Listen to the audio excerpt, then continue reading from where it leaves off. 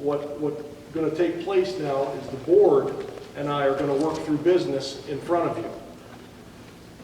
The public meeting had a spot on the agenda for public comment this evening. Our board work session does not. Our public board work session is us working in front of you. As that states, there will come a point later on, not tonight, where public input will be sought and collected. Okay.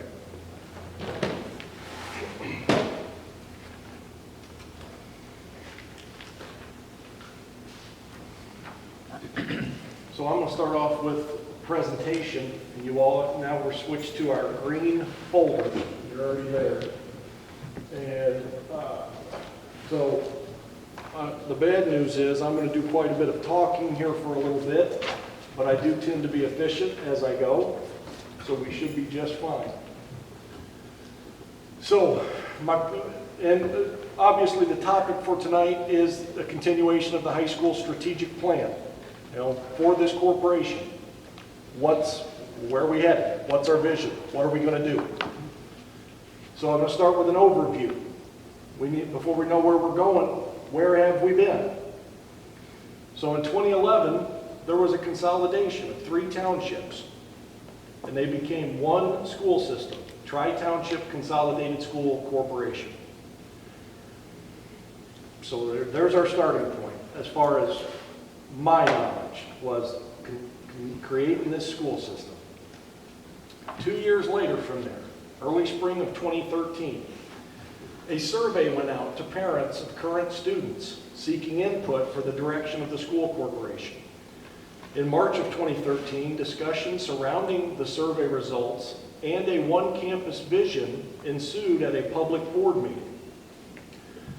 When asked by a patron for the board to state their vision, a board member, not one in attendance tonight, a board member at that time responded, "The board feels they would like to see a K-12 building in Wanatah in no less than 5 years, but no more than 10 years. 2 more years went by. Now it's 2015. In 2015, the Tri-Township School Board and Administration commissioned a facility study of La Crosse High School. Representatives from Performance Services presented information at the March 26, 2015 board meeting. The results of that study showed, quote, significant issues exist with its aging infrastructure and a floor plan that was developed for education 100 years ago. At that time, Performance Services concluded the following. Addressing the most significant items identified, we estimate that the investment in cost to be in the range of $2.8 to $3.6 million. This investment would upgrade the facility to near the equivalent of a new facility, but does not include reconfiguration of existing space. Next on my timeline, 2 more years passed. Late fall of 2017. I'm still not here, by the way. Dr. Bradley Balch from Indiana State consulted with the board and the administration on a corporation vision. In December, Dr. Balch referenced enrollment trends and county population declines leading to calls for consolidation. And my words now, those were his, but what he's referencing there is another statewide push for the political climate to get these smaller schools, to get right-sized, get eaten up with bigger schools. Overview continued. In February of 2018, the Tri-Township Board and Administration commissioned a tax impact and demographic study conducted by Dr. Robert Boyd from Indiana State University. This was an update of the same study conducted by him in 2011. The results of this study show that Tri-Township is virtually debt-free, but has 164 out-migrated students from our district, and like many rural areas, has a declining population and birth rate. His study used New Durham, South Central, and East Porter for comparative purposes and to demonstrate the tax impact of consolidation. The basic takeaway of the thought of consolidation with any of those three school systems, and you could take it a step further, any other school system surrounding us on any side, it would be a significant raise to the community's tax burden. Now comes the summer of 2018, and with it, a superintendent change and right sizing. Shortly after I assumed this leadership position, it became immediately clear that I had a tough decision in front of me. We were not right-sized. We still aren't, but I'll get more to that in a minute. We had too many teachers based on the student enrollment. So right out of the gates, I had to make an uncomfortable decision and conduct a RIF, a reduction in force, to get our elementary school more to a level that almost all elementary schools conduct themselves at as far as class size. Because budget matters. The budget has to matter. So now, staff size is determined by only two things, essentially, student enrollment and the needed programming. Being right-sized at the elementary level is a much more basic task than having to try to do the same thing at the secondary level. The reason for that are the required credits for graduation that factor in. What I'm getting at there is we're forced to have X amount of teachers here in the high school because we've got to give the right credits. But our enrollment doesn't justify X amount of teaching staff because we have some of them that have 1 kid, 3 kids, 7 kids in classes. As a side note on this slide, just keeping with the timeline of things, because that's an important theme for me here. The time that I was board approved and came on board, I recall at that same board meeting that the Wanatah Lions Club president was in attendance and discussed a land transfer from the Wanatah Club to the school. And I have that in both in board minutes and in the copy of local media. Right-sizing continued. The process of getting right-sized at the elementary was completed over the course of that school year. It resulted in the reduction of 3 certified teaching positions. Memory serves me right that a savings of north of $150,000. Right-sizing based on budget and enrollment has continued throughout the course of my tenure here. Where we have been able to absorb roles and wear more hats, we have. I myself am pulling what essentially is double duty, trying to keep the transportation department working appropriately. It has not been easy, as you guys well know. The running joke in our office has become that the number of new assistant titles I give Mr. McMahon. He's starting to call him in on me. He's been named the assistant of every department I can make up. While last year's RIF was necessary and beneficial to the budget, the truth remains, however, that we are still not right-sized. And we are deficit spending on people, deficit spending on staff. As proof of that, if you will look in your packet, the yellow sheet in there.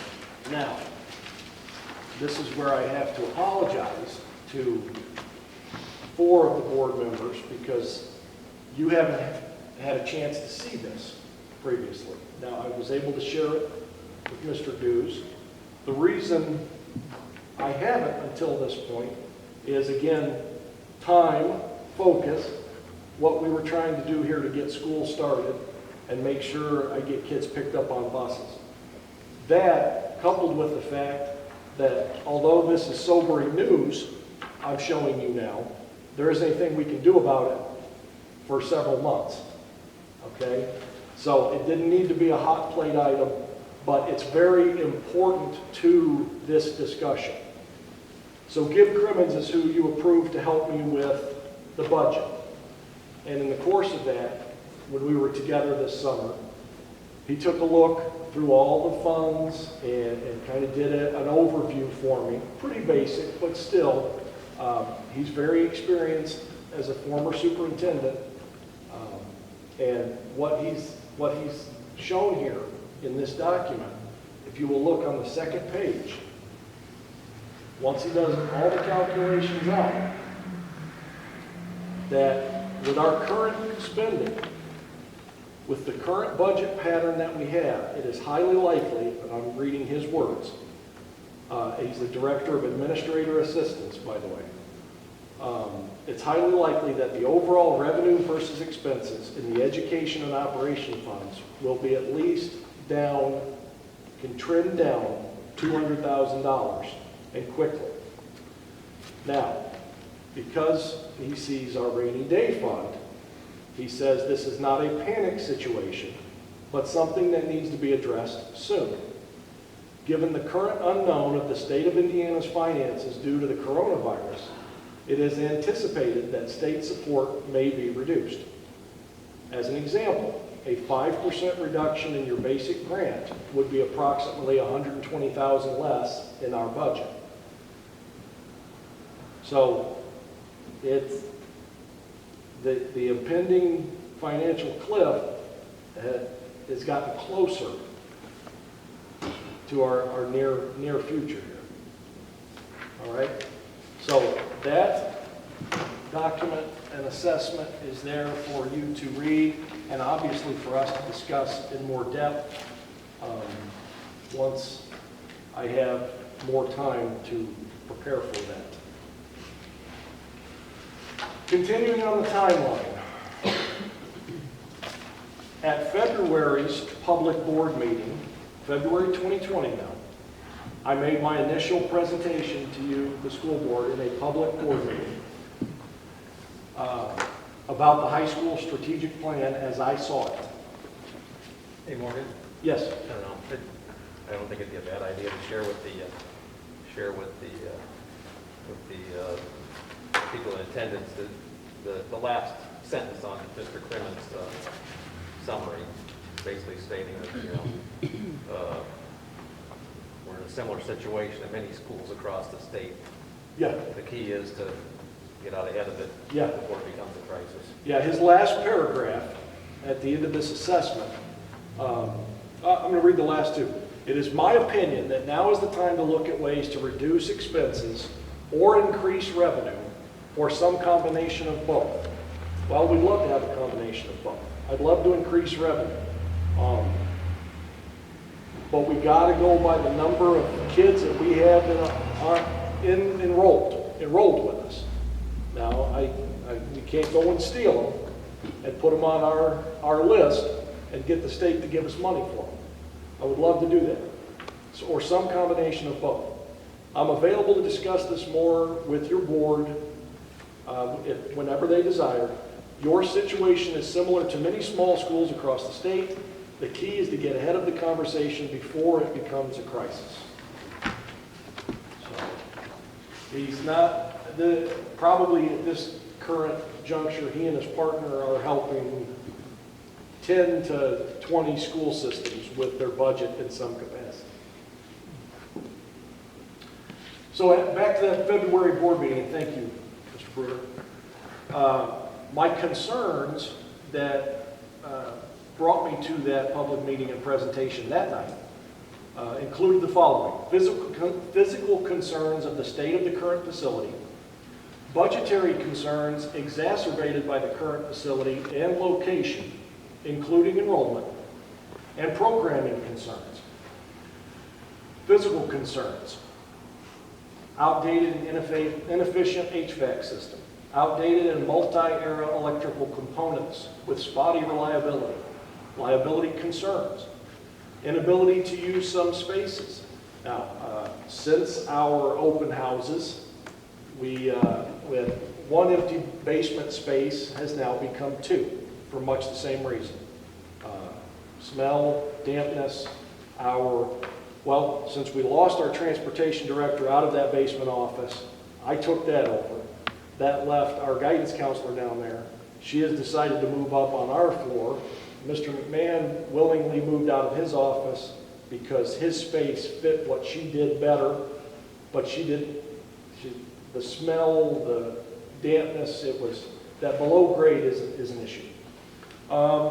So one empty basement space has now become two. Plumbing age leading to inefficiencies. The obvious limitations to the physical layout. It goes without saying, no one would choose to build this physical structure in a modern education world. I know that's obvious. Continued, safety concerns due to the layout include unsecure and unsafe entries and multiple flights of stairs. The air quality concerns I referenced in February took on a new meaning quite quickly, within a month or so. That's an increased concern now with the coronavirus situation. Budgetary concerns, again, electrical, HVAC. And then the cost of continuing education, should an immediate shutdown of the building occur for any reason, pricing on a portable 4-room classroom solution, base price with site setup and what have you, is around $400,000 to purchase outright. It also has a minimum 6-week lead time. So increasing upkeep costs for an aging facility. Again, I still ask the same question. Are we spending wisely? Every time I have to fix something here and get it to go a little bit further into the future. Current facilities' ability to attract or repel enrollment. I think that's very important. I'm sure we'll talk a lot about enrollment and where that is concerning for us. Programming concerns. The physical limitations, space access for certain equipment, enrollment limitations, low student numbers impacts what we can offer our high school students, staffing limitations. Only needing half a teacher more often leads to no teacher.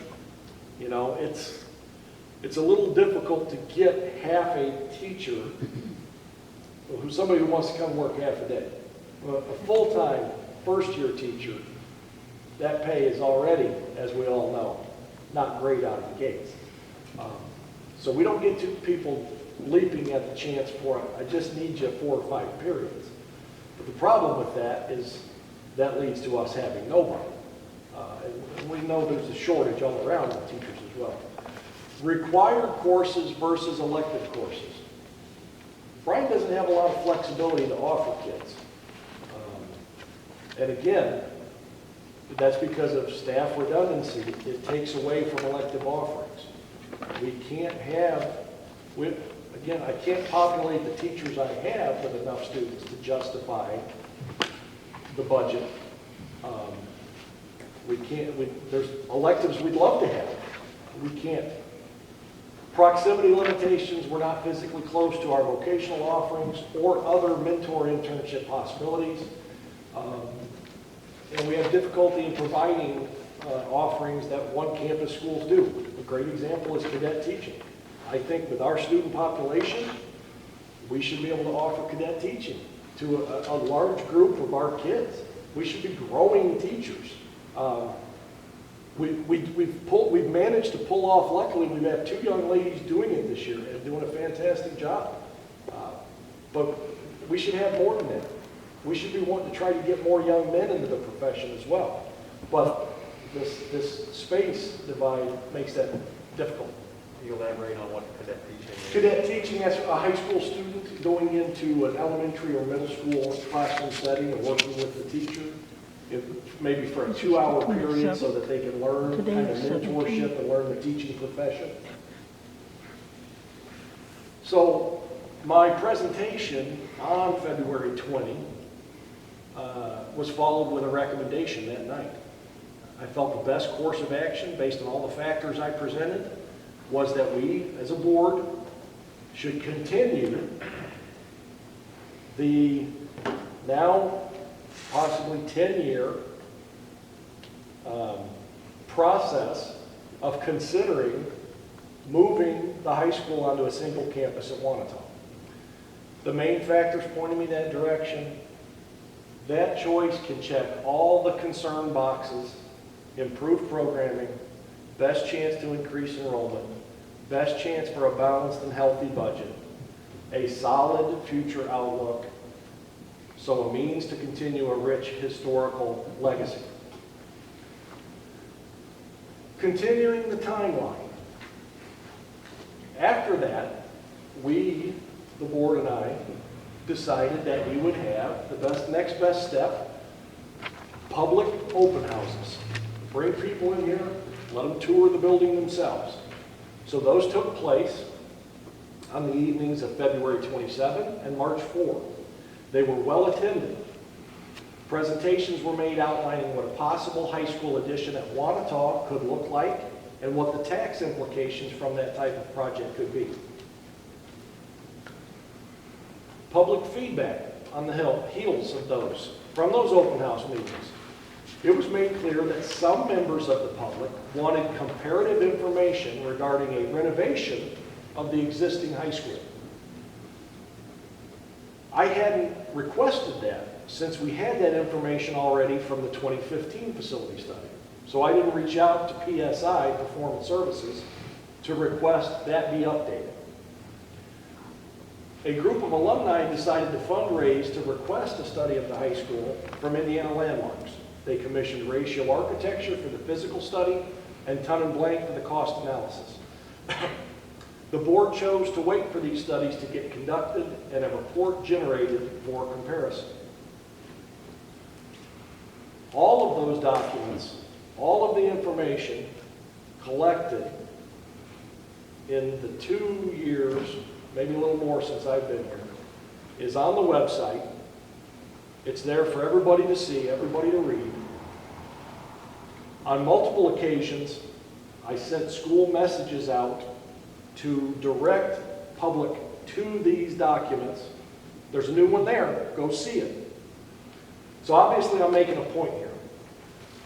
My point is this, to really beat this timeline and the build up here to death, is I don't see how anyone can make the assertion after nearly 10 years and multiple school board members having the same conversation in public board meetings, posting all of it online, and directing attention to it specifically, that we can be accused of shrouding anything in secrecy, as we have been twice just in 2020.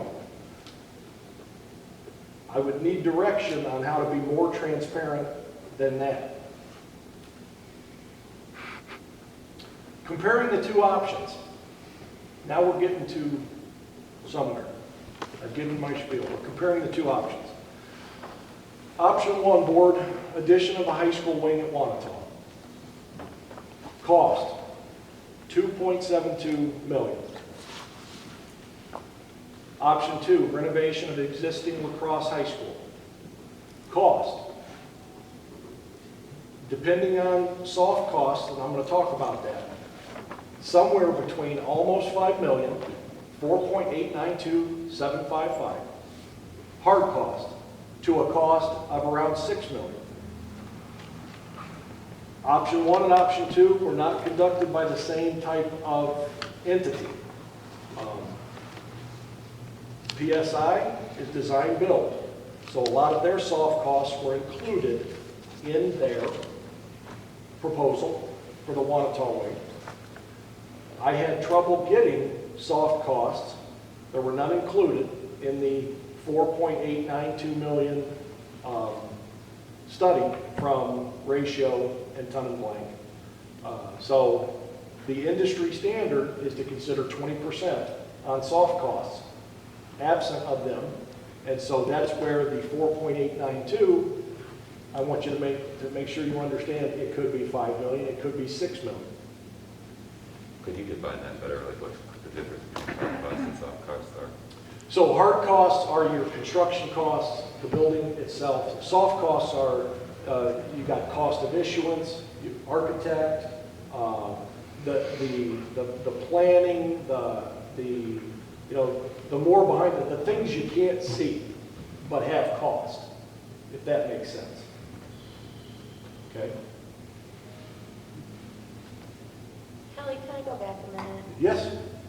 Because, when you said the Lions Club, they raise money and, not the Lions Club, but Alumni. Yes. Thank you.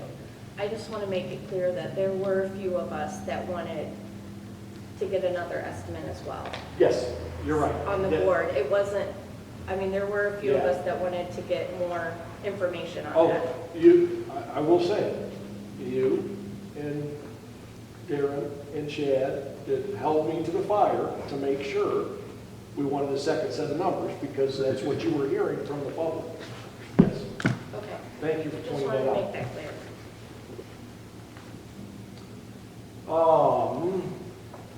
Continuing comparing the two options. Option one, a wing at Wanatah, smaller tax impact, a debt service rate increase of 0.00062. Option two, renovation of existing lacrosse high school, would have a larger tax impact. Debt service rate increase of 0.1023.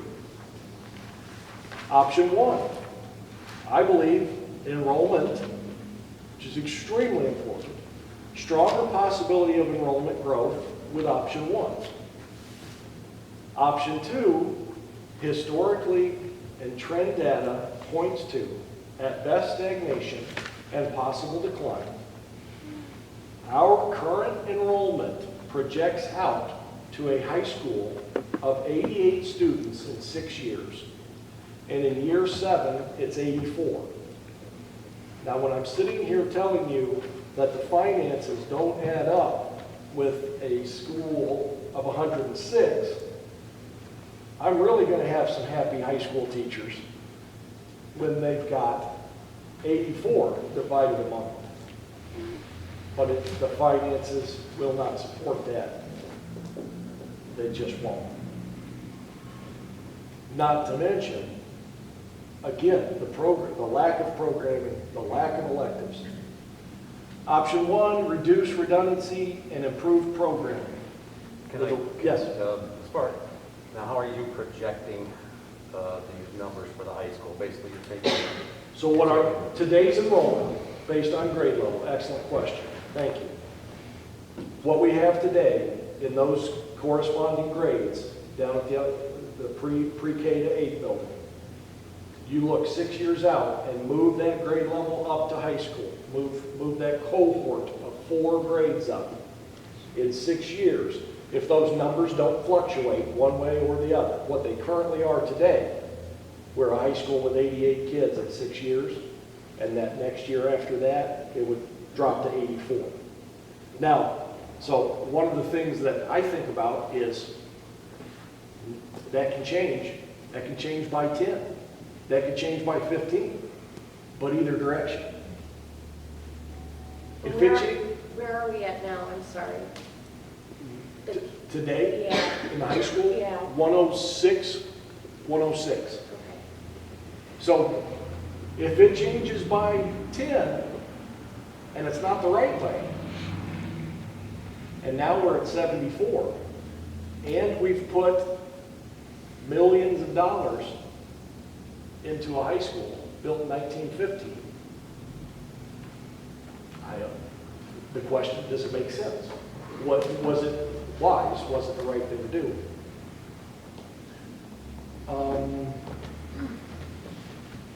To me, that it's risky. Continuing comparing the two options. Option one.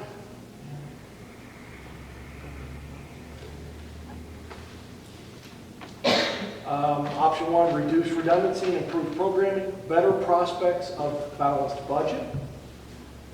And with option one, we get to manage potential growth.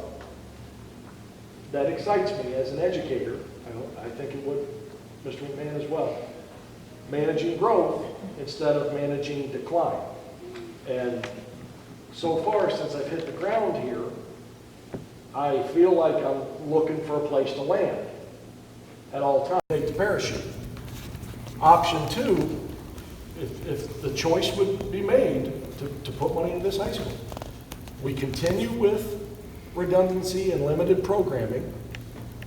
We have a high likelihood to continue in current deficit spending trend, and I'm managing decline.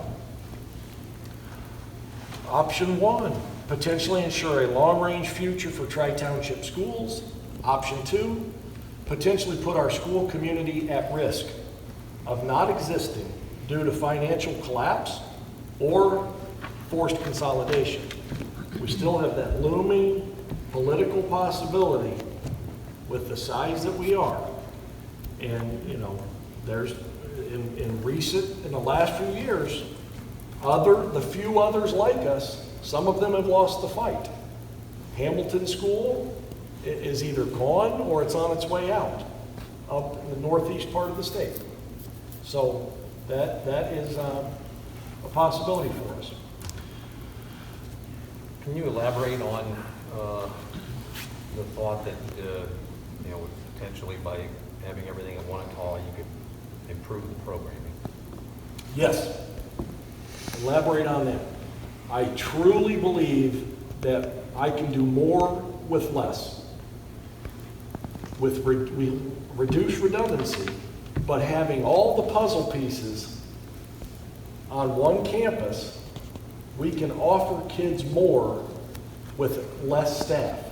We can balance the budget and offer more electives. Here's why. We can create a schedule that spans the entire pre-K to 12. Instead of having these limiting factors, we have to have people down here. They're too far away. Time and space does not allow us to utilize them for a second period need or a time of day need. And that counts for certified staff, non-certified staff. We can reconfigure how we use, because secondary is secondary. That middle school and high school, we can schedule more appropriately. If we have a high school paraprofessional that he doesn't have a need for second period, but we've got kindergarten kids that need supervised at recess. Now they become a pre-K to 12 employee instead of one or the other.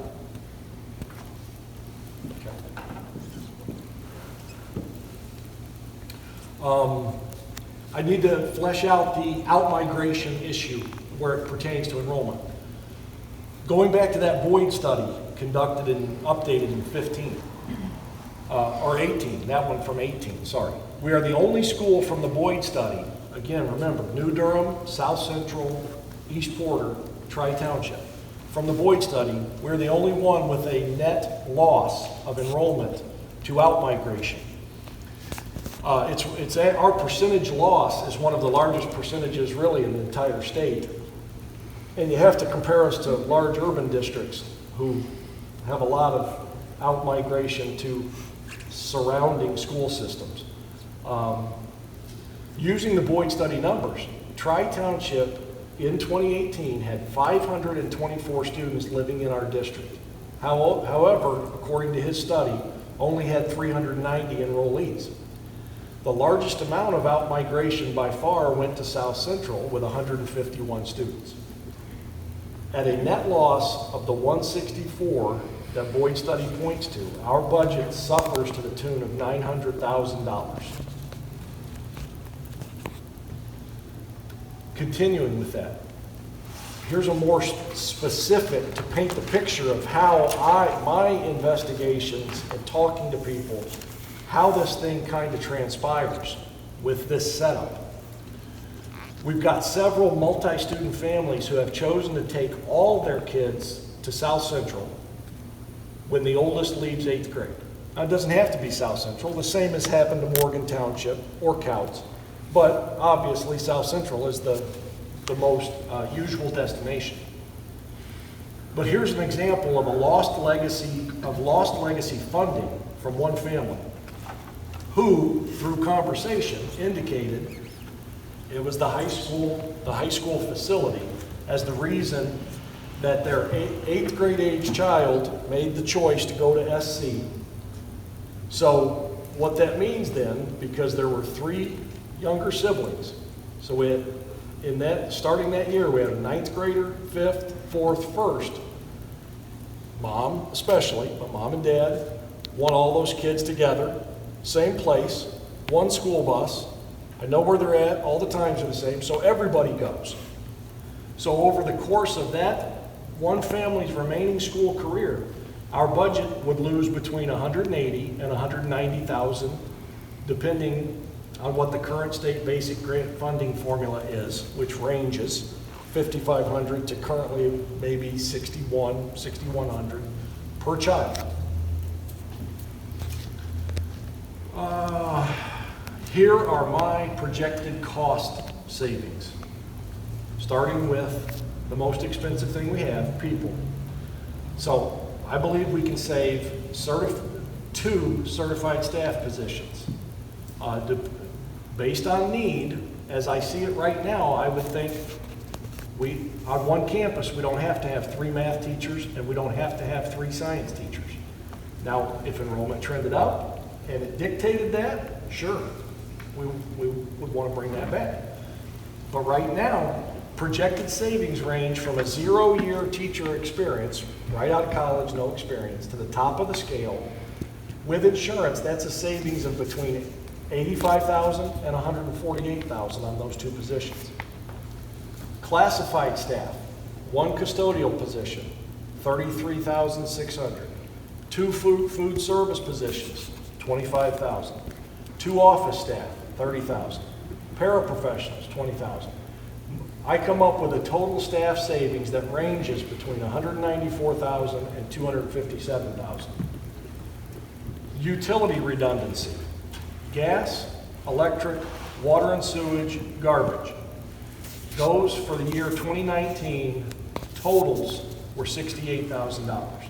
Now, assuming 25 to 35% of that cost transfers with us, we still realize a projected savings of $45,000 to $51,000. Other cost savings, property insurance, telecommunications, internet, copy machine lease savings. On one campus, I don't think we need to have 4 copy machines. Lawn care, snow removal, those other cost savings, just under $30,000 for 2019.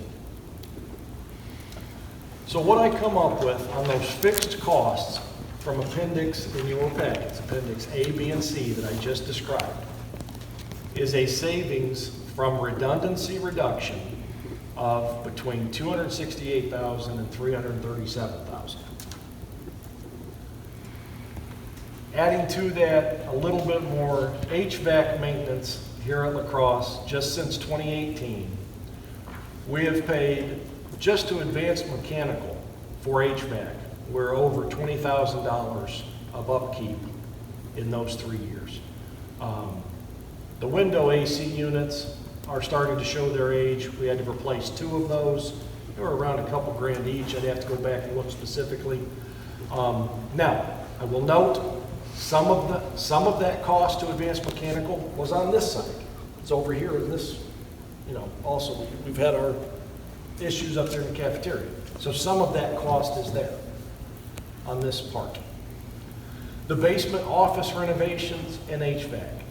Those 2 corner offices that were renovated, I believe, in 2017, and they had to get their own HVAC system, and that came from area sheet metal, but that was an expense of over $10,000. And then in addition, you got drywall, flooring, paint for another $6,200. That's the space that now it's not being utilized. We have a staff member that wasn't air quality, she wasn't comfortable in there. Again, we've reconfigured.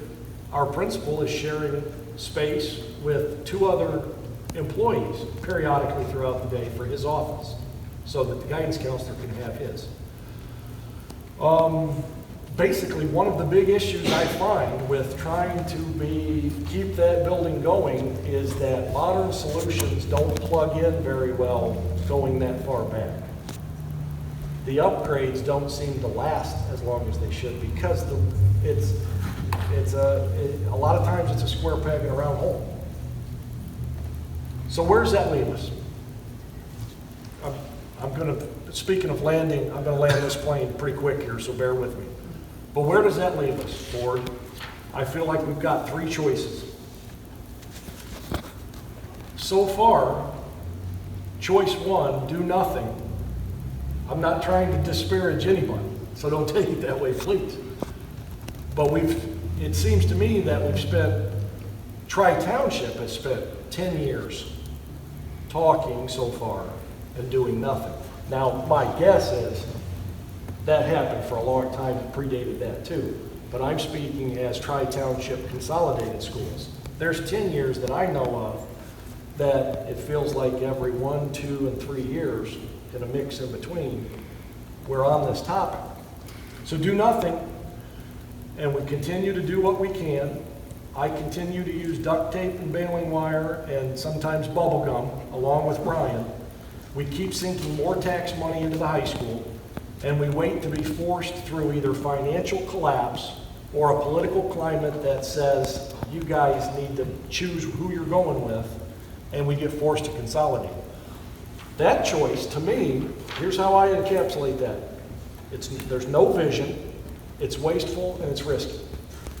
Option two, we say we're going to spend a large chunk of money on that high school building, a large dollar figure. And now, in order to do that, I haven't mentioned this yet, but I'm assuming it would take a referendum to get the chunk of money necessary to do what would need to be done over there. Assuming it would pass, I don't think it would, and still be facing the same issues of enrollment, budget, and programming. And I encapsulate that choice. It seems like a historical vision. It seems wasteful, and it seems risky to me. Or we've been considering, essentially, it feels like the third choice has basically been being considered for 10 years. The third choice is move the high school into a new wing on one campus, creating a pre-K to 12 school. And I view that as forward-thinking vision, wise appropriation of funds, and the least amount of risk to a future for Tri-Township schools. Notice, now, I didn't give a guarantee, but you make decisions based on what's most likely. And what is most likely is enrollment is most likely to increase at that location. It's more likely than this location. I've got proof that it's not happening at this location. I know reduced redundancies. I can look at numbers and see if I'm up there and we're together, reduced redundancies, I can save on the spending side. So when I put saving on the spending side, along with I'm making the best choice to get enrollment to go up, now we're back to a man much smarter than me saying, if you can find a way to get income and cut spending, a combination of both is the saving grace. So, last slide.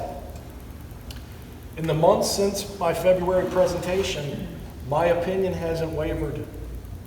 As a matter of fact, I've grown more resolute in the situation we find ourselves in with this pandemic. It has served to underscore all of my concerns.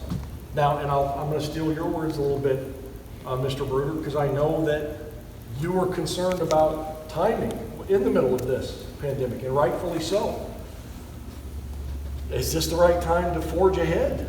You know, while we're sitting here like this, and what the financial situation for the entire community is. All I can tell you is, if I'm here to take care of the school, Tri-Township schools, and give it a future, and I feel the pandemic with the financial cliff that's coming because of it, that this is even more important, that we do something pretty quick. Because if I don't get a handle on this budget, like Gib Grimmin says, it's going to disappear faster than what you think. So that cliff is coming. I want to secure a solid future, so I believe our only decision is choice three. Be on one campus, closer to more potential enrollment, closer to mitigating that out-migration. I'm not saying I put a school there and 164 kids unenroll at South Central and come on back. I'm not saying that. Nobody believes that for a second. But what if we get 5, 10, 50, what if we get the next generation? What if we get families growing out of Valparaiso and we got houses that they're coming into, starting families, and now they know nothing about a choice, a supposed choice after 8th grade. Their school is all right there. Board? Questions? Talk to me. That's the extent of my presentation, but you've asked good questions so far, and I'm prepared to field any more you got. I guess one concern I have is the gym, and my understanding, or if we do this, where we would move to Wanatah, we would keep the gym, keep the ball fields. Lacrosse would be the hub of lacrosse, would be the hub of high school athletics. But is there a way we could get assurances that would be in place for X number of years? So that lacrosse, so that my hometown, our town, has, a stake in the schools. Mm-hmm. And I absolutely love the question. So let me talk to it a couple different ways. Because number one, I believe this side has a lot more life left in it, and we should want it to. The Tiger Den is, don't get me wrong, that building over there is special, and everybody believes it, including myself. But the Tiger Den is also special, and everybody loves to come in. To me, it's a simple answer. Right now, we're trying to figure out a way to take care of our educational side of things. There's nothing in the near future that could warrant us to consider building a gym facility at Wanatah. Now, I would certainly be open to, and I think that's an in-depth discussion with the board for a different day as to how do we formalize it? How do we go about saying, are we going to pick we will not do anything that impacts the gym for X amount of years? Maybe we do that. That might be something we want to do. But I certainly feel like, I just turned 47 last week, and I feel like I'm going to be watching Tiger basketball here well into my 60s. And here's the other part of the answer I want to give to that. Again, if we take, again, not disparaging the old schoolhouse, but if we take the money pit out of the equation, I can focus funds here and keep this going and keep Wanatah one facility there. How much easier can I manage facilities for long-term future? If I'm trying to divide dollars between both these sites right now, the life expectancy for the Tiger Den, to me, would certainly also lessen. If I can give it what it needs from a healthy budget and forward thinking, I think the Tiger Den could last a good long time. Again, though, nothing will last forever. Right. The Wanatah building isn't going to last forever. At some point in the future, our houses aren't going to be sitting there. Everything's got a shelf life. Thank you, Darren. What else? Any other questions, thoughts?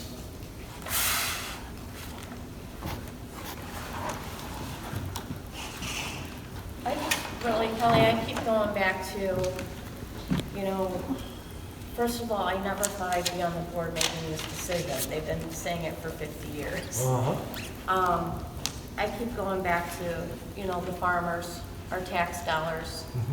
And I also know what's been, written up in the news that if the state was to step in, they'd put us at one portion, wherever we go. It's not gonna be our choice. That's right. And I don't wanna be in a higher tax rate, so And no control. that's where I'm worried about. That's where I keep going. No control, and I don't wanna be just sitting somewhere. Right.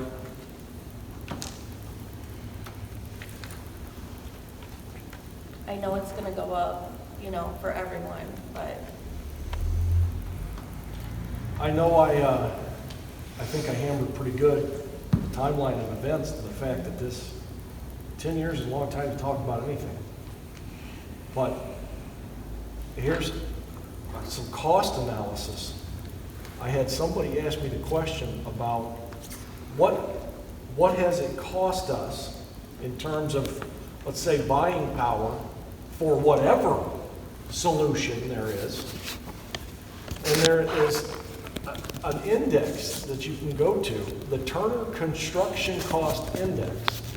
So anybody could figure this out. But essentially, had something been done 5 years ago, we'd have saved 25%. Or another way to look at that is we could have spent $750,000 more, other than, I think it's even more important.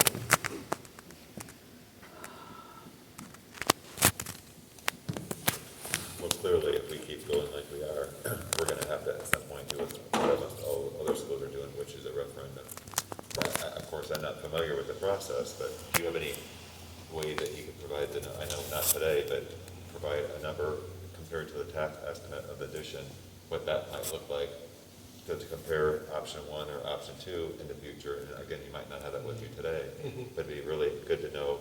At a certain point, we know we can't run. I mean, I've been on the board for 20 plus years, and when I first started, lacrosse was getting $13,000 per child per ADM, and lacrosse, Wanatah was getting $7,000. We know what's in front of us the next year or two, because you already mentioned that. So we know we're going to see a reduction, and we're paying more for our teachers than we ever have. I'm dealing with that same thing at my work. Everybody wants more right now than we ever have. So we know our costs are going to go up for payroll. Everything's going to go up, but we're bringing in less money. So is there any way to do a projection or get a projection from the gentleman, maybe even did this report, figuring out, it's already a big number you just presented, that 5 years, what we saved and what we would have saved and going forward, but what the impact on our public would be, the taxpayers, if we have to go to them 2 or 3 years from now and say, we're gonna come to you, we don't have a new school, and we don't put any money into the old school because we couldn't get past the hurdle we've been dealing with for way more than 10 years, because I've been on the board for 20 years, and this is spoke about back then, what it's gonna cost the taxpayers to get absolutely nothing. Yeah.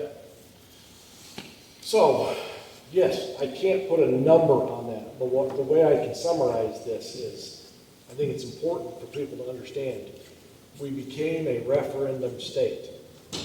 Every school system will eventually be faced with doing a referendum to operate, because they changed how they fund schools in recent history. So, with everything I've described of not being financially solvent in running this high school, we could, I guess it goes back to option 1, do nothing. If we do nothing with the physical structure, and I can't mitigate spending and have no impact on that side, then yeah, in the near future, within 2 to 5 years, we're going to be trying to run a referendum campaign to pay for people because of the inefficiencies. That's the best way for me to describe it. I can't put numbers on it, but I know we're going to be asking for tax money to fund people. And if we keep doing it inefficiently, we're going to be asking that to happen real soon. And if that fails, we're right back where we started. We're at risk of not being existing. Yeah, I was gonna say referendum is not a given. No, it is not. And then what the footnote in history is Tri-Township is the shortest living school system in the state of Indiana.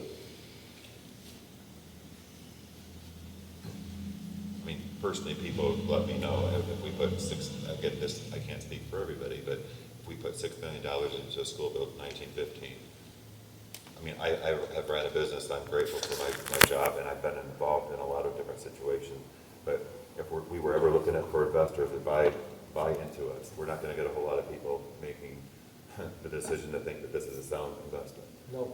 So we need to look at, if I'm looking at, I don't think that, I think I can publicly speak for Cass Township, that it doesn't make sense to put $6 million for everybody's tax to go up the amount that it would in the stuff in 1915 building. So for my option, it's do nothing, or we do something with Wanatah, because option 3 as an option, because for one, I don't quite frankly think it's gonna get passed. I mean, that's just my opinion, knowing that we still will have a school built in 1915, even though I think that's the emotional side. I mean, the practical, the emotional side is this school means as much to me probably as everyone else. And I mean, all my kids went here, I went here. I mean, it means a lot to me. The practical side and the business side, the common sense side is putting $6 million into a facility that was built in 1915 would be a struggle for most people to think that was a common decision. I'll put it in terms of me and my situation and career. If I'm part of that, I'm not going to any superintendent meetings. I don't want to be around the rest of them. I might get laughed out of the room. And the problem is it still doesn't address the education issue. That's why. And really that's the really important The thing. most important piece of this, see, I know the emotion comes out because we're talking about the building. But I hope from February and to today and all points in between that I've done a good enough job. I've really tried to show that the facility is 25% of the discussion, 25% of the problem. Enrollment, budget, programming. And yeah, all 4 of those are intertwined. But that's the 4, so we can't fix just one. That's the reason I look at the choice to be up there. It impacts all 4. And short of impacting all 4, we're putting ourselves at risk.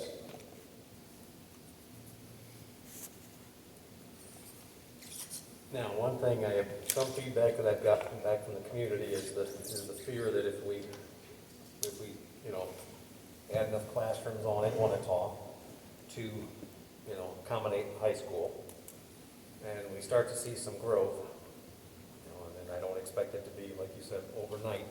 How long or how much growth can we absorb into that building without having to add more rooms on? Because, you know, I mean, that's one argument for doing it here is that, you know, you've got a lot more square footage, even if that square footage is Outdated, inefficient. well, yeah, but, you know, not shaped and sized Yeah. conducively. Misconfigured. Right, misconfigured, yeah. So what, you know, how much, you know, how long are we gonna be till we might have to, you know, add on again and more taxes? And I would, again, I know a lot is speculative. That would be speculative.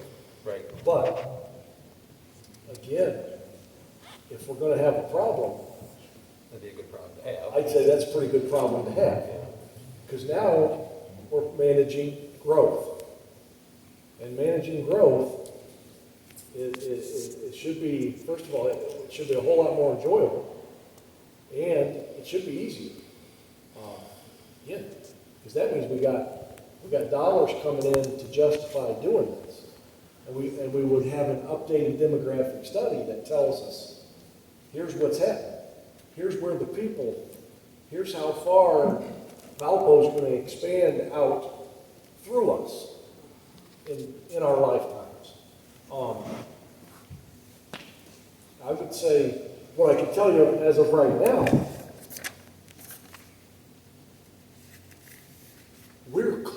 we would be close today, we would be close right now. And Brian might not agree with me, and it's okay if he doesn't. But once I got the 2 modular rooms in good condition up there, and with open space that already exists in Wanatah's, and maybe a couple people who previously shared rooms who have spread out, going back to sharing rooms, I think we could take high school up there tomorrow. So and then with a wing on there, we'll have space to grow.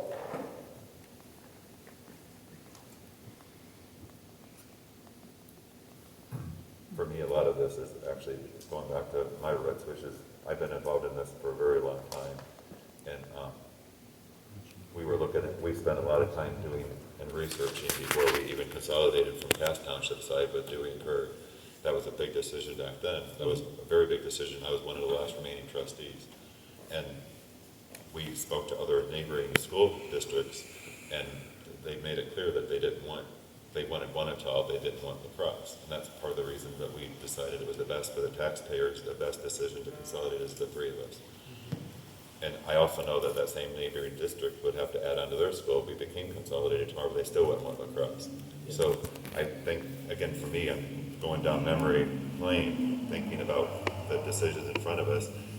If it gets to be the point where we lose control over La Crosse and we have to consolidate, our tax rate's gonna go up way more than what we're talking with doing the $6 million addition even. My belief is, and we still have no high school in La Crosse. Right.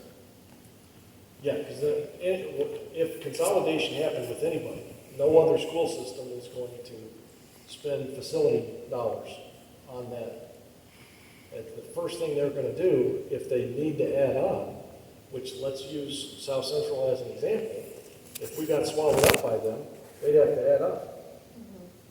But the moment we got forced to consolidate with them, our tax rate goes up. Theirs comes down or it goes up. Yeah. Because they're, But then, but both the most likely thing to happen is if we keep going, is they're gonna have to add on. And they're in debt. That's what I keep going back to. So, not with me on board.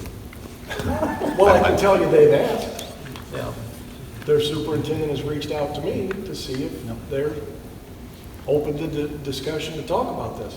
Because they are Not very. with me on here either. I'm with Darren. Yeah.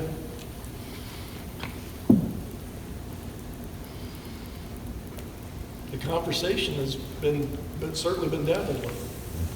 and just to make it clear, that was my decision 10 years ago. I mean, unfortunately, I don't want to be forced. I've been worried since I've been on this board that I was going to receive a phone call at some point in time from Norm Kleist or Tim Summers or somebody, as long as I've been on the board, that the boiler would go out and we were told that we have to make a decision and not make a decision 5 years from now, make a decision now. And that was always, and continues to be my worst nightmare. I'd rather control it and we listen to the book and try to do something right, control it, rather than being told or being made to do And something. honestly, Tim, I'm there, I understand, because that's what I keep going back to. I'd like to see the gym stay like Aaron said. Yeah, I think we should explore that. I would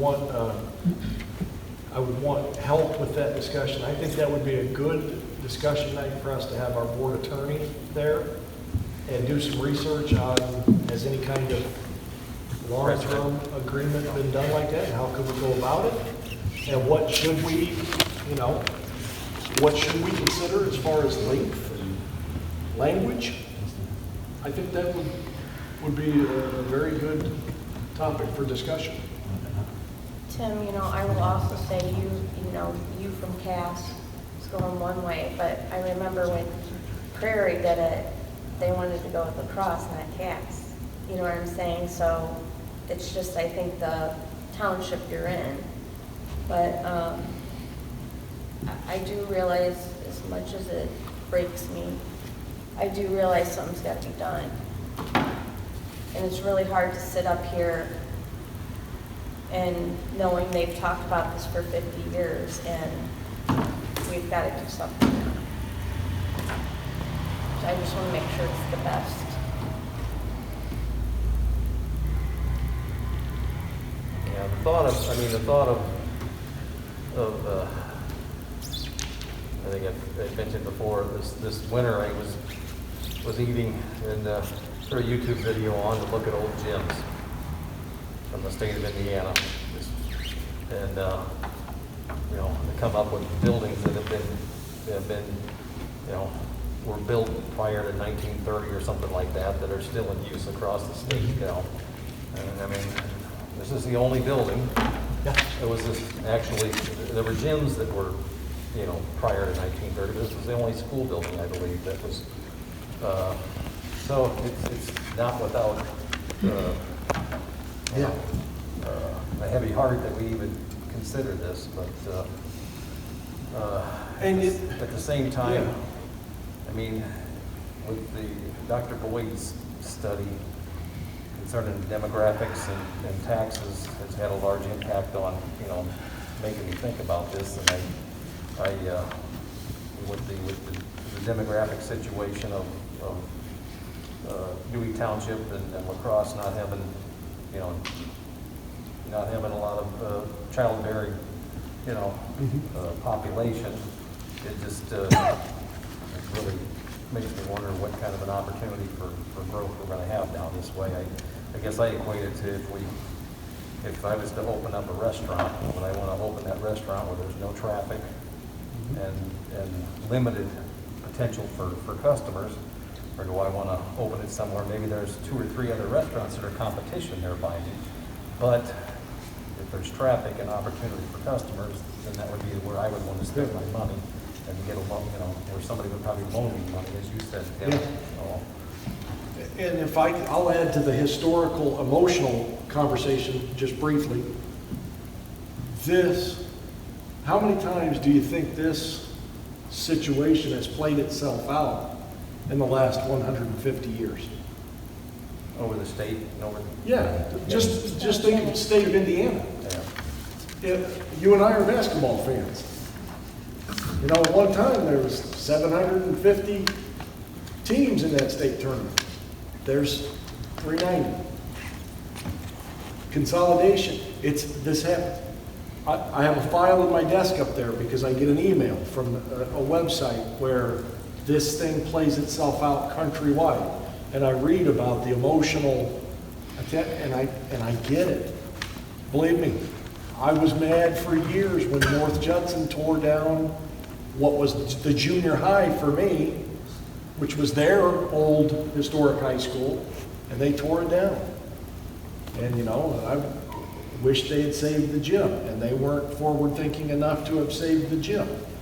And I thought it was the greatest place in the world. I get the historic and the emotional part of it. But in one of these articles that I print off and throw in this file, the state hired board, and I don't think they call him a superintendent, he's more of the business manager, who are running the East Chicago schools up there. It was either Gary Roosevelt or East Chicago. It was one of those two places. Gary Roosevelt. Did they decide to tear Gary Roosevelt down? Yep. And I read in the Northwest Indiana Times, and this guy's quote in a forum just like this to the people. I understand the emotion attached to it. I do, I get it. But they hired me to run a school system, not to curate a museum. And I'm trying to take the role that you hired me to do and stay focused on that. For me personally, I've got, one thing about it, I've got the biggest office any superintendent's got. I've got an entire classroom to myself. I love that. Window air conditioner is noisy. I love the fact I have a 10-minute drive to get here. I'm not chomping at the bit to drive 10 more every day and make it 20 minutes to Wanatah and 20 minutes back. I like my 10-minute drive, but I'm not going to sit here and not do the job you've hired me to do because I like that part of it. But I don't have the luxury of thinking of it through the terms of a museum.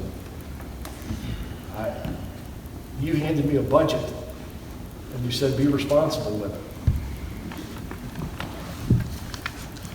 Again, looking at your options, in my opinion, it's a, if it weren't about financing, I would want lacrosse school to be here, hopefully for my grandkids. I mean, I think it is the thing that, it means a lot to me.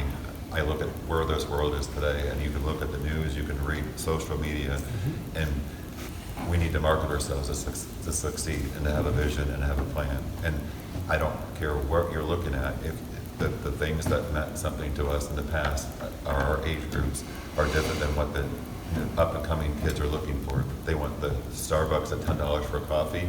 They won't come to old churches anymore. They want their new churches. They want their new schools. They want new, and they think differently, and they look at things differently. And I think that is part of our problem, is we have a hard time marketing a school built in 1950. Yeah. And unfortunately, we don't, no matter how much we put on the inside, the outside is what they look at. And there's a lot of positive things. There's many, many positive things on the inside of our school that happen every single day. The heart and the emotion you get into walking into school. The gymnasium during a basketball game, you can't buy it, you can't pay for it. But how we are going to exist 5 or 10 years from now, I want to be known as leaving a legacy behind and making a bright financial choice for the kids and a safety choice, rather than the sentimental side of trying to hope that something happens that hasn't happened in the last 20 years. And I can't make decisions based on the exceptions, because there are exceptions. There are people that come in here and visit the place and choose to go here because of it. But that's the exception. The rule is not so much. And we've got to make, I said it earlier in the conversation, risk reward. What's likely to happen? What's the most likely? And the most likely thing is, if we have people new to the area come and look, more likely, there's a reason there's 161 of our kids at South Central. And we know through conversation that more often than not, the rule is that is not recruiting for us, marketing for us. More often than not, it has been a deterrent to a new enrolled student. Now, like I said, exceptions, yes. I thought it's the first time I walked in there and I thought, this is the greatest place in the world. It's awesome. And I still think that, but I can't. You're not a customer. I'm not a customer, no. And I just have to do what's right. So my recommendation, and I haven't wavered from it. So, any other questions that I can explain where I'm coming from as the person who ultimately is at the top of the programming that I provide to kids through my principals and teachers, the person that you've anointed to hold the purse strings and be a good steward of the money. I would hope tax people would understand, even if they don't, the emotional part is tough and hard, that I'm trying to be good stewards of taxpayer money and do what's best for kids and grandkids. Cafeteria. Do we have we have an extra 100 kids up there, how are we gonna manage that? Yeah, I I still, think it's been discussed, but yes, I can once again tell you that the number of cafeteria tables sitting there with seats, now, would it be a problem right now because of social distancing? Definitely. But we haven't had to alter our lunch essentially up there because there's so much extra space.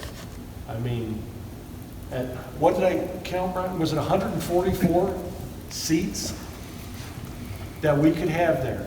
And what's the most we've had in a lunch? There's 3 lunches, so maybe 85 kids overlap there for lunch right now, and there's 144 seats. And probably space at the back of the room where Scott has his Zamboni cleaning machine sitting that could house 2 more tables with 12 seats each. So, again, not an immediate Another one, put it on the list of good problems to have. We need more space for the cafeteria because we got more kids. Well, just one last thing for me, the easiest thing to do, of course, is to let this go on for another 10 years and see whatever, let the chips fall where they fall. But if you had to project the next 1 to 3 years even, are there any hard costs that you see that things are going to have to invest in lacrosse school today? Like a roof? I know the HVAC, we don't know what that hard cost might be. Do you have estimates? Knowing our deficit spending now and what it looks like in the next 3 years, do you have any hard costs for the next 3 years that you can estimate? I could certainly get them. The ones for me in my mind are the ancient forced air furnace. We've already had plenty of electrical issues, and we're bleeding money into the electrical side of things, which impacts the technology side of things. Consistent wireless signals like the electricity to not be flickering on us. And then the roof. I know Brian has indicated to me that we do have an active roof leak. I don't know, I can't venture a guess on a roof system like this. You know, I might come in a little closer on your typical school roof like what Wanatah has. But when I think about those things, I still go back to, I would have less anxiety and stress worried about one roof system on that building down there, because I know we're coming due for that too. We already had a recent study that indicates Wanatah's roof is coming to the end of its life. And I guess that's why I bring that up. We have more hard cost than just the 1915 building. Yeah, We have cost over at Wanatah, and so we have to decide where that money is going. Yes. And again, the easiest thing to do is just see where things fall and deal with it when it happens. Right. Or we can develop and replace in Wanatah's roof. Was it a couple $100,000, or was that something Had to else? be, but we recently did the 5,000 mitigation work there. Correct. And our next phase is to have Trimco come back, Right. do the infrared test to check for the level of moisture in that roof system. Right. And then they'll direct us from there. But yeah, right now, I can't venture a big chunk of our operations money. Right. And it scares me to think of having to do that in 2 places in a short time frame.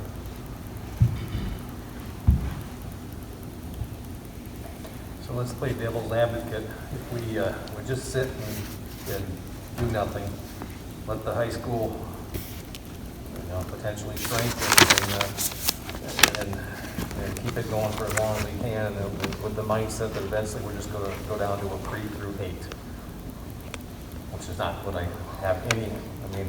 But what do you think the impact would be for the viability of even doing that if you don't have a high school at the end of it? I have no familiarity with whether anybody is even operating that way in Indiana. And again, we looked at that as an option. Yeah. And when we were just a K through, we were already operated as a K through 8. Yeah. And when we looked at that back before the consolidation, we were actually paying lacrosse the $13,000 per student. We were getting the $7,000, so we were deficit Yes. spending at Wanatah at that time. Right. So we looked at the operation, and we would have actually been financially at that time, if you look at not the whole corporation, the 2 of us combined, we were financially very solvent. Unfortunately, a year later, that's when they changed the funding formula, when it went down to $7,000 per student. Yeah. A year later after the consolidation. Yeah. So that was looked at, we were looking at our own situation, being a Wanatah Cass Township trustee, and we would have been financially sound at the $7,000 mark running our whole school per corporation, and we maintained that before lacrosse. But we were deficit spending because we had to pay more for the outgoing. So we paid lacrosse $13,000 a student, and they paid us $7,000 for the students that came here. So then, unfortunately, nobody had the foresight to know that the state was going to change the funding formula, and now all of a sudden, everybody's going to go down to roughly $7,000. Now it's down to $6,000. It went down another $1,000 of what the cost attributables were. So that changed the whole dynamic of our corporation, and not only our corporation, all school systems, because the dollar amounts changed. And Prairie, I think, was getting $15,000 as a student back then. Yep. And like I said, I don't currently know of anyone that operates differently in Indiana. But now, Illinois would be an easy place to research, because they have an interesting setup. Out in the rural parts are just like us, your typical K-12 or pre-K-12. But in the suburbs and the cities in Illinois, they have districts, consolidated corporations of, say, 5 elementary schools are a district that feed into 3 different middle schools that are a district, that feed into 2 high schools that are a district. It's an odd setup in the suburbs. So that, I could probably find a place that is maybe a standalone K-8, or maybe they are a district of 2 standalone K-8s, and do a little digging and research on that. I mean, I'm certainly not in favor of that, and I don't think anybody is, Yeah. but I'm not in I favor of have that. heard those suggestions from the community, or just, Yeah, I heard keep it that a going few for as long times. as you can, and then, Yeah. become a K through, a through 8, but, I mean, I really wonder, if you don't have an end game, a high school for the kids to go to, I don't know how, I think most parents would yank their kids out. yeah. Yeah. That would be my thoughts, I guess. We're in the same situation that Mr. Shepherd described earlier, is that when you get the 8th grade, you're still losing that, I don't know what the dollar amount was, that you lost that family of 4, because they're Yeah. still with their Right. children in the same school system. So Yeah. you're still losing those funds that we're losing today. Yeah. I mean, I've Wouldn't announced, solve that out-migration problem that I'm hoping to solve. I've sat for 20 years, like I said, involved in this same conversation with Mr. Hooper at the time, and we've looked at every single angle to make sure we're the most solvent, forward-thinking corporation, to make sure we're, but at the same time, being the most cost-effective tax rate for everybody involved, and we still are one of the lowest tax rates in the state of Indiana with the school. I mean, I don't think there's very many people close to us. And so we've have always been conservative as possible by making the right decision and making sure the kids come first.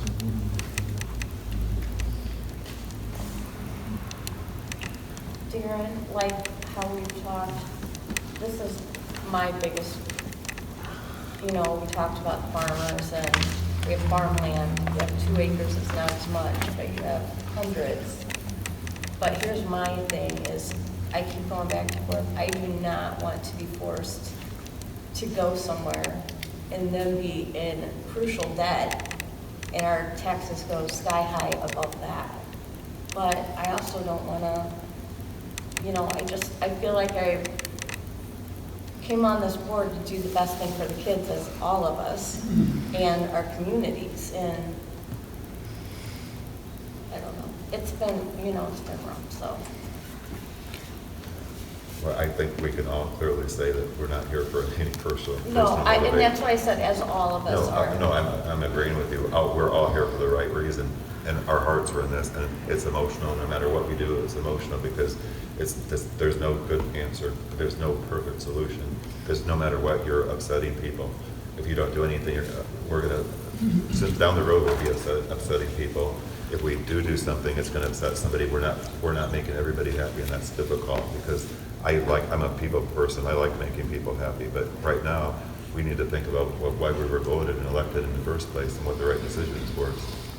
And that's even harder. It's hard when, you're talked about in the paper, and you can't defend yourself. Yeah, no, I mean, you're exactly right. we 'Cause spent money on attorneys that, yeah, it's been disheartening for me, because I want to do the best for the school system, and I'm willing to put in extra time and wear extra hats and drive a school bus and figure out how to frantically work then between 8:15 and 2:20 and get a work day in there as the superintendent, because I've driven a school bus from 6 o'clock until 4 o'clock.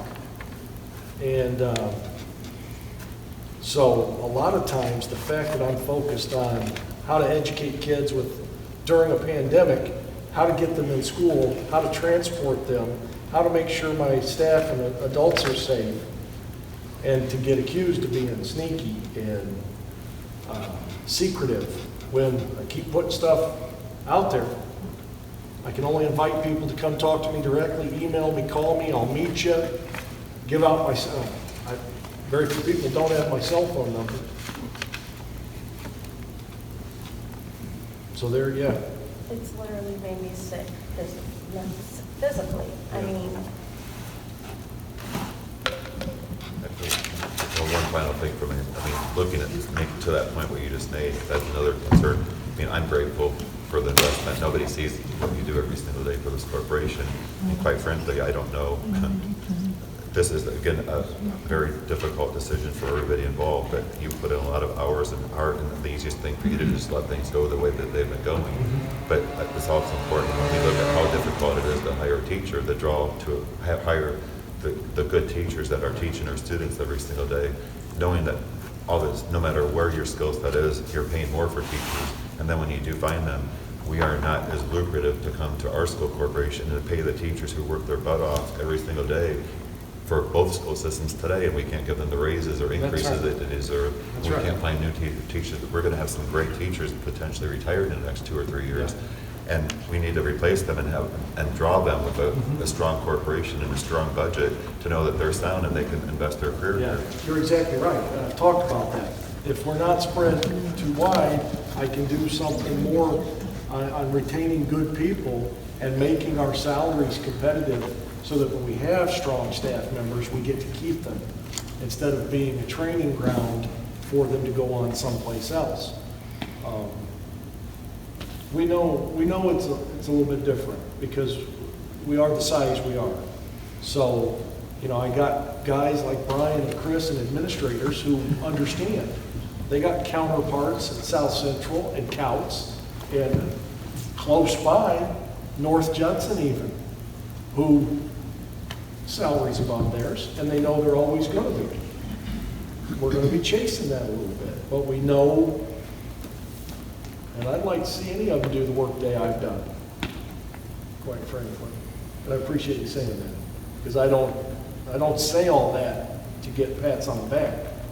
I just like when the job's done, and we have a good day, and we get them here safe, educate them to the best of our ability, and get them home safe. I sleep pretty good then. So, I think you guys have some thinking to do and discussions to have, and we've got 2 board meetings in October, and we need to decide what we're gonna tell the public once we've deliberated, as far as what the next step is, or what we're gonna do.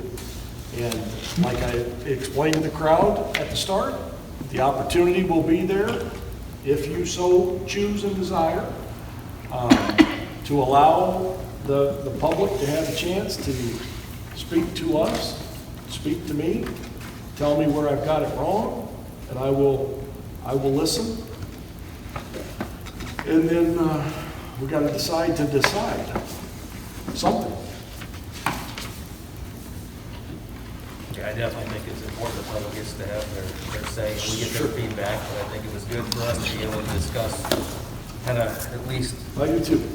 in a public forum, kind of give a little insight as to what our thought processes are. I agree. Good. I feel good about the dialogue and the questions you've asked, and I hope I've answered them fully. But I think Mr. Rust might be able to adjourn this thing. I make a motion to adjourn. I'll second it. Thank you. All in favor? Aye.